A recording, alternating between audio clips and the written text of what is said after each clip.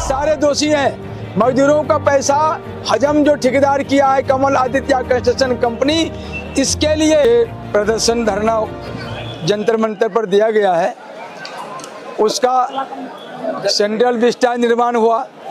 मोदी जी ने मजदूरों के साथ चाय पिया, मोदी जी ने मजदूरों को सम्मान दिया, लेकिन इस चाय की चुस्की में कमल आदित्य कंस्ट्रक्शन कंपनी और इसके साथ अन्य जो कंपनी है वो सब मजदूरों का पैसा डकार गया है। ये जो एग्जीक्यूटिव इंजीनियर है अभी राहुल है, इससे पहले और जो था, ये सब मिलकर ये सारे दोषी हैं।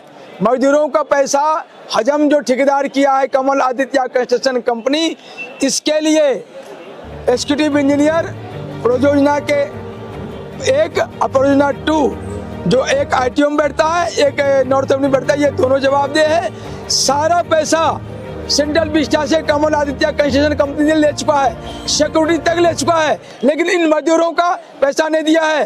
भवन सप्लाई जो किया है सप्लायर, उनका पैसा नहीं दिया है।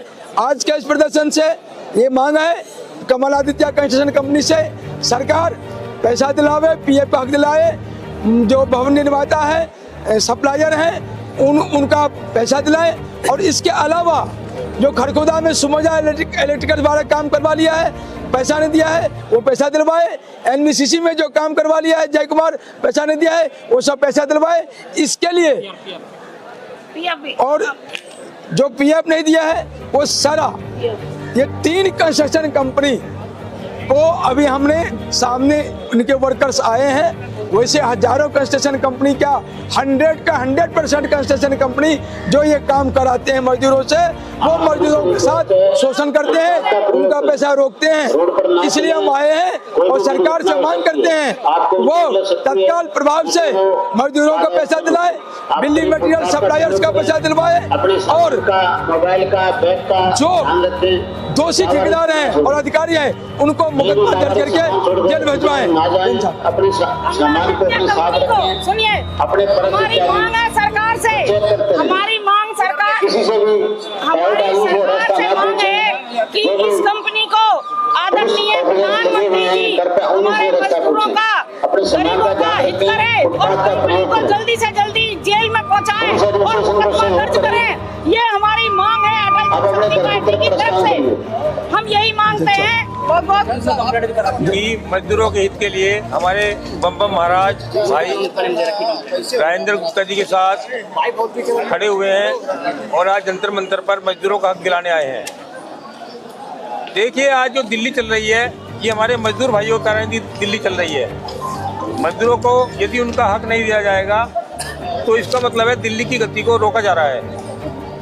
वैसे ही मजदूरों पर अत्याचार कम नहीं है, कभी ग्रेप 3 लगाते हैं, कभी ग्रेप 4 लगाते हैं, कभी प्रदूषण का हुआ दिखाते हैं।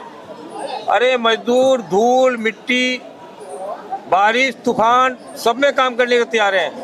और यदि आपको लगता है कि मजदूरों को धूल हानि पहुंचा रही है तो एक 50 ग्राम गुड़ की डली उनको दे दीजिए, वो उसको खाएंगे और काम कर लेंगे।